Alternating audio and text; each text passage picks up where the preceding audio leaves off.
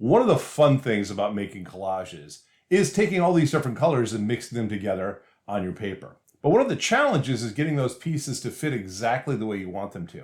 And today we're going to work on a 1-hour masterpiece that's going to allow us to not only make something that's incredibly beautiful, but also something that's going to allow us to practice positioning and piecing different shapes together. This time on Mixed Media Masters.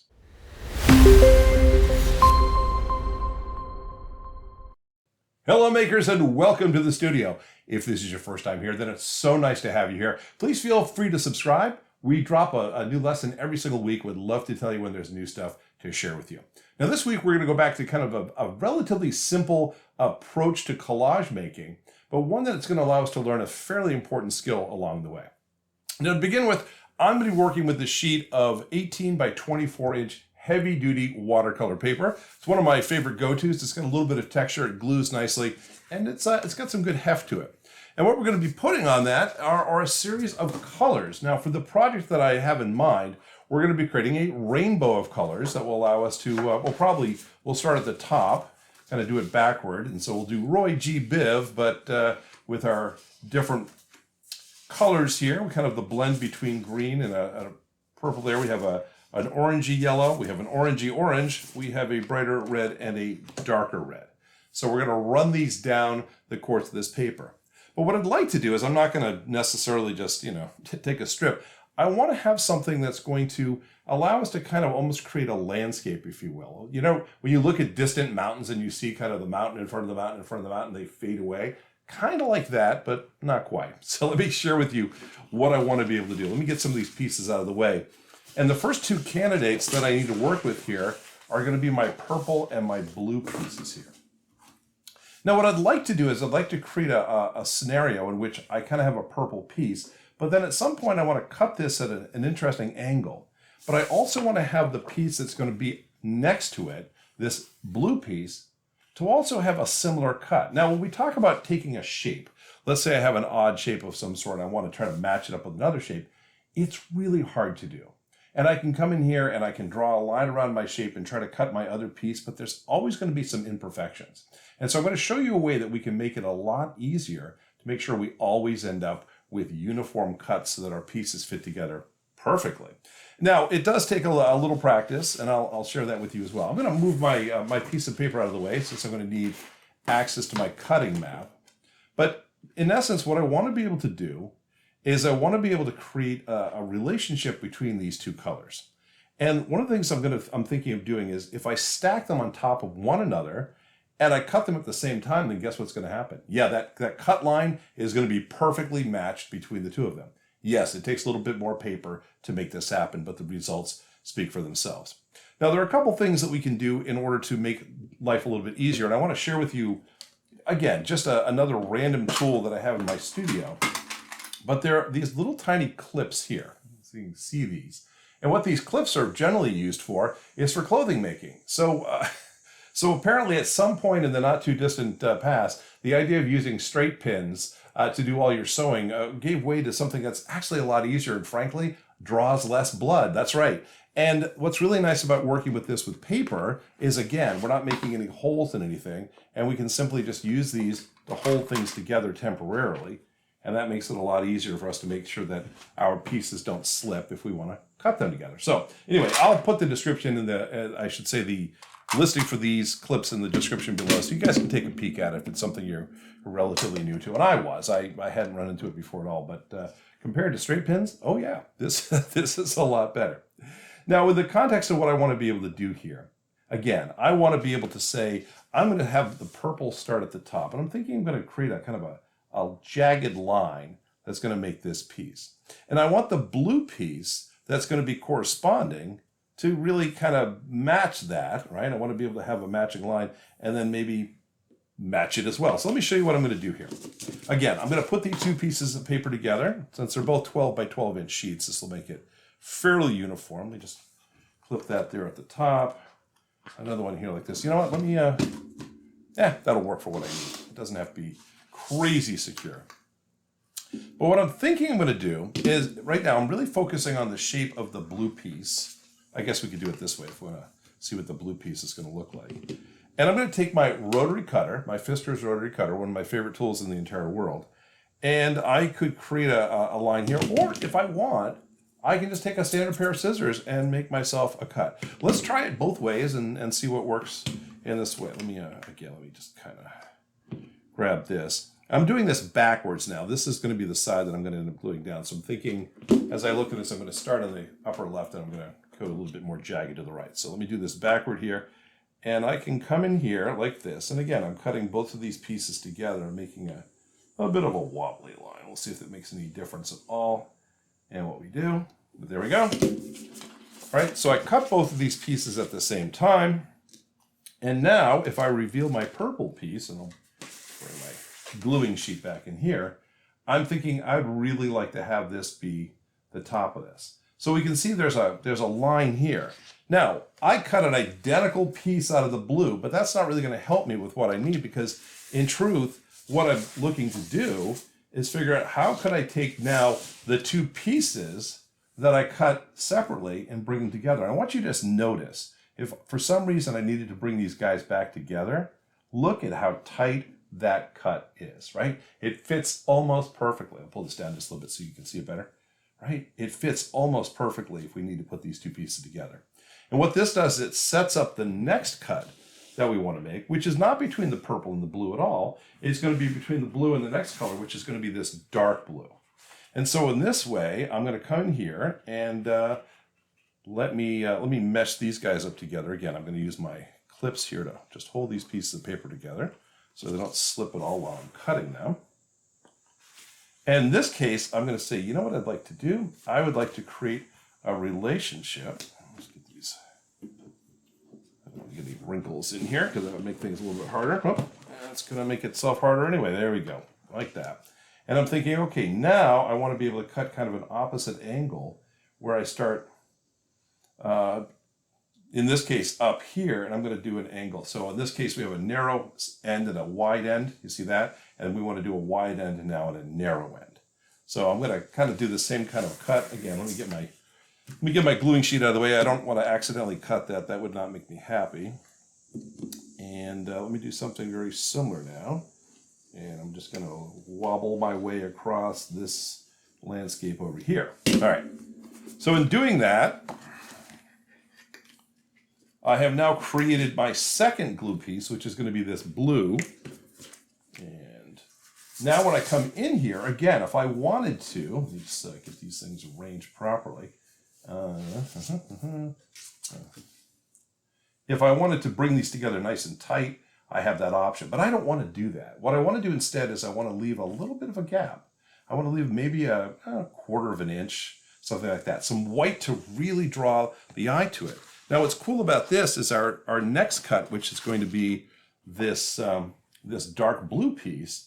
If I come in here, I can create a similar effect with this. You see, I'm going to cut this piece at some point with whatever. So every time I cut, I'm cutting two pieces of paper, but what ends up happening is there's one single cut line, so they're always going to match up perfectly.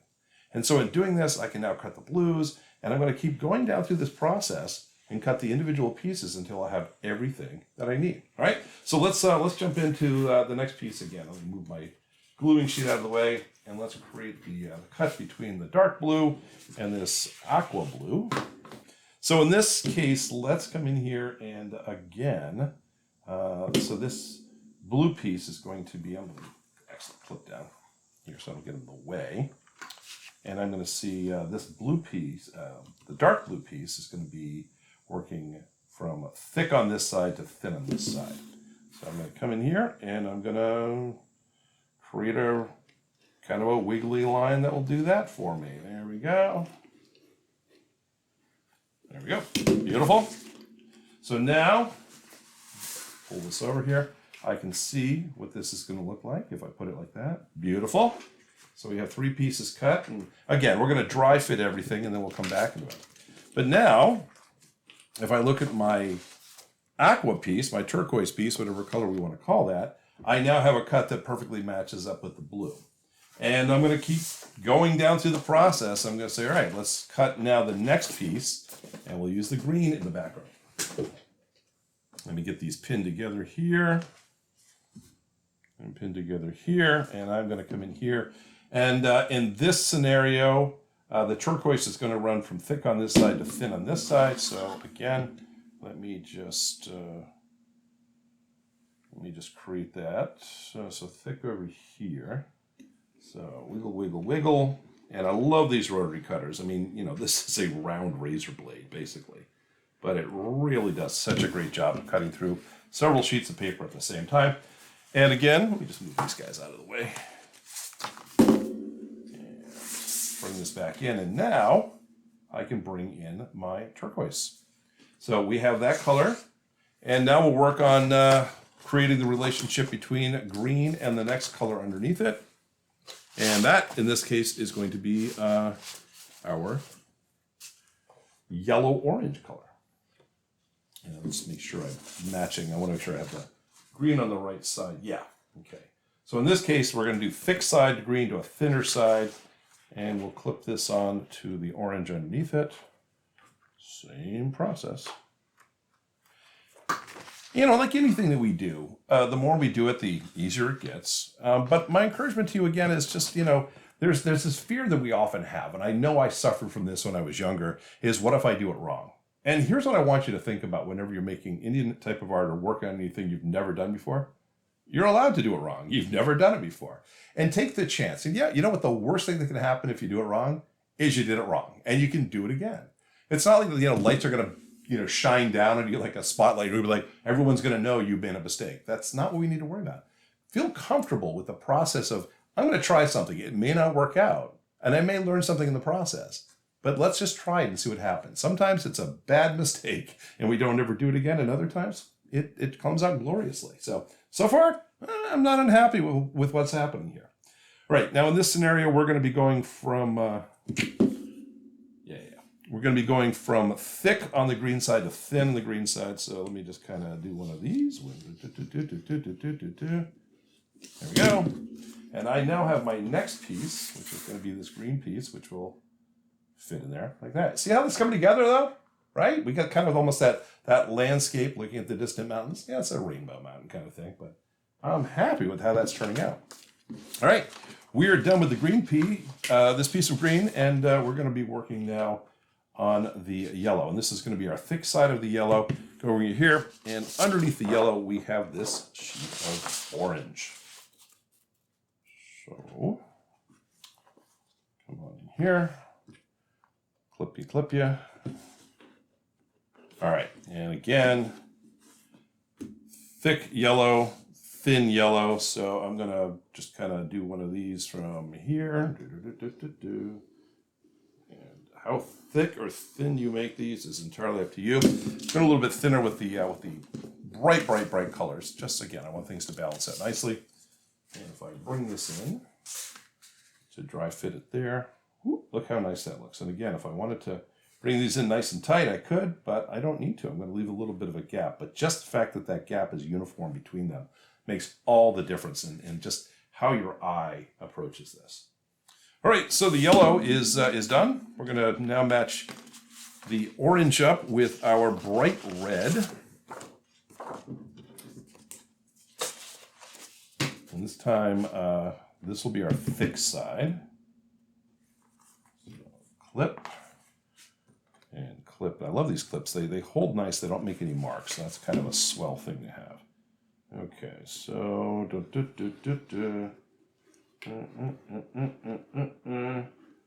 I just did that backward. Well, let's see what that does. Let's see if that... No, that's not at all what I wanted. All right. So I have made myself a mistake here, and let's think about how we might rectify that, because this is going to be a challenge. And I think in this context, what I might need to do is I might need to recut this. I want to have a thick side and go to a narrow side. I went kind of thick to thick, which was not what I wanted to do. But again, when things happen, you have to say, how can I make this better? And that's what we're going to do here. So I'm going to simply come in here. I'm going to clip into this red piece again. Since the first time I did this, it did not work out well for me. And let me move the orange out. And I'm going to just say, again, I want to go, this will be my thick side. this is going to be my thin side. So let me just make sure I kind of plan accordingly here. So we'll go thick. And now this time I'm going to weave my way up to a thinner side over here. There we go.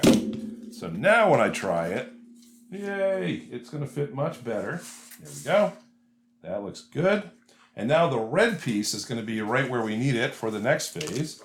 And now this one will be our thick side. This will be our thin side for the red. And we're down to our last color here. Now, one of the things I need to think about, or one of the things I'd like to do from a design standpoint, is when I started this off, I went to the top of the purple. So I have this nice square edge on the top here. I want to have the bottom of my piece of artwork be this piece of red. So I want to make sure that I stack my bright red and my dark red up so that what ends up happening when I'm done cutting this is I'm actually cutting both the red pieces at the same time. I'm going to have both the finals. So my thought is, all right, this red piece here is going to go from thick to thin, and whatever's left over down here is going to end up going from, thin to thick on this side. So I'm going to come up here a couple inches because I'm actually cutting both pieces at the same time. And hopefully you can see that between the two different reds, is if I cut here, let's say from thick to thin this way, then whatever the leftover piece underneath it is going to be the perfect end to what we're doing. And I think that should work. And if it's not, we can trim it down, but I think it's going to work out fine. So let me get my clips in on this side and again on this side. I want to just make sure I have room to cut. And again, what I'm doing here to stay in the structure, okay, so we're doing thick to thin, and now in this case, the next one we want is going to be thick on this side to red, and then the final one will be thin to thick. That's the plan anyway. So let's come in here and just triple check our work. I think it's going to work out nice. So I'm going to come in here, and I'm going to wiggle, wiggle, wiggle. Cut it like that, a little curvy line, and beautiful. All right, so there is my bright red piece. And if I put it in to place over here, it's going to look great against that orange, which is corresponding. And then now if I undo my clips, the last piece is already in place, and it's going to be this red one right here. Okay. Now, is it a little too thick? You know what? If it is, then no harm, no foul. I can just cut this line, make it a little bit more. Let's do that. I want it to be a little bit more in line with the thickness and the thinness of the purple piece. And so, yeah, I'm about, it ranges. I'm going to take a little bit off the end here. So very easily for me to do that if I'm just using my straight edge here, which I'm going to. And I'm going to come in here and I'm going to take, say, 5/8 of an inch or whatever, something fairly corresponding right there. And actually, if I want, I can actually measure it from this side, make sure that that line is perfectly straight. That's one of the nice things about using these quilting rulers is because they're transparent, you can see your lines underneath and you can create uniformity for the most part, which is really hard to do with an opaque ruler. And ask me how I know this. Once again, rotary cutter. Be very careful, by the way. I have to tell myself as much as anything else, I'm doing this weird crossover because I'm right-handed. If I try doing this with my left hand, let's be honest, it's not going to end up looking pretty good. So I'm going to basically cut toward my own self, which is really dangerous, and I don't encourage anybody to do this. But I am a professional. I haven't yet stuck a razor blade in my arm, so I guess that's a good thing. But by thinning this down a little bit now, I can come back in here, and now when I pull these pieces together, look at that, it looks a lot better. So I'm really, really happy. Now, it's like I said, this is a simple piece, but it's amazingly eye-catching because the rainbow colors, this full spectrum, really just gives you a little something. Definitely polychromatic. And if I start to position these things and put a nice gap between each one of them, you can start to see just really the magic of this technique and how it pulls all of these elements together. All right. So I think it's wonderful. I think it's a great splash of color. And again, it does almost like you're looking at a vista where everything is a slightly different color of the rainbow. But we have our Roy G. Biv here. And now one of the things I'm probably going to do just because I want to make sure that I'm doing this well is, again, if I take my my quilting ruler and I run it up the side, and Again, trying to figure out how far in from either side I should come. That's 3 inches there. Do I have 3 inches on this side as well to work with? Yes, I do. Yes, I do. So if I bring this in 3 inches, let's say, and measure that all the way down and to there. One of the things this can really help me do on one end is just make sure I'm starting in the right place and these pieces are squared up where they need to be. Otherwise, we're just going to end up with some stuff in the wrong places. And I don't want to do that. It's one of those things that, after you glue something down and you put it on a wall, you'll get like, is that crooked? Right? That's an unpleasant thing when you're the artist. Like, oh no, because you can't not see it after a while. And that's less fun. But I think this is going to work out. So I'm going to go in and do some gluing here. And I know, you're like, Spider, can we watch you glue? We love it. You can, but we're going to have to do it in fast forward motion today because I just don't want you to have too much fun. So here we go. Let's go gluing.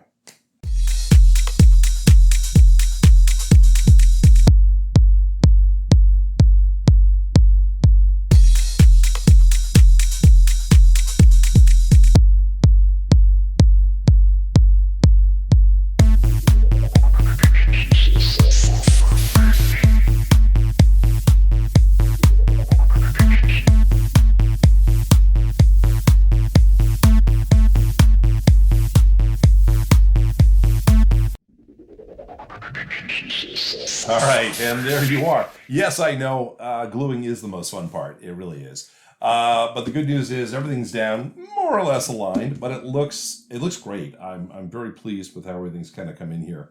And again, what's really nice also about this project is that I have all the scraps here that I can just keep in a stack if I want to be able to come back and work on something similar in the future. I have a little bit of scrap in here, but again, having these colors that can work together, if I have any other projects that are going to require this type of a spectrum, it makes it very easy for me to just have this kind of stored and say, all right, here's my rainbow in a package. I can pull these same pieces out and they can be used in another project. So no waste here. We always find a way to reuse everything. And as you may have heard me say before, even when we have small pieces like this, when we're working on a future project, this represents a splash of color, right? Being able to cut this out and use as much of this up for whatever we have. I find in most cases with any of the colors that we're working with, don't throw them away if you don't need them. They get to a point where they're just almost too small to work with at times, but I'll work them all the way down. I absolutely will. We have created a nice looking piece in a really short period of time. This doesn't take all that long to put together. And again, play around with this idea. If you want to follow along and create what I've created, good job. It's a gorgeous piece and you're going to be happy with it. If you want to do some variations on the shapes and kind of intertwine them, you can certainly do something with that as well. You're going to be very surprised at how easy it is to do once you get the hang of cutting the pieces out. And also, the colors just work so nicely together. It's almost impossible not to look at this and have it make you happy to some degree. All right. Anyway, that is all I have for you today. That's our 1 hour masterpiece, which should definitely not take much more than that to do. I hope you have a good time in this project. And by the way, we drop a brand new lesson every single week on Mixed Media Masters, and we would love to have you join us. So if this is your first time here, feel free to hit that subscribe button. Come back. We're going to let you know every time we drop a new video. It comes out on Fridays. I'll let you know. Fridays, we kick videos out the door, and we'd love to hear back from you. If you do any of these projects, please feel free to share your pictures with us. We'd love to be able to do that. And in a future video, we'll be able to profile some of your work as well as what I'm doing here in the studio. Anyway, that's all I have for you for this time. This is Spider. Thanks so much for dropping by, and I'll see you soon.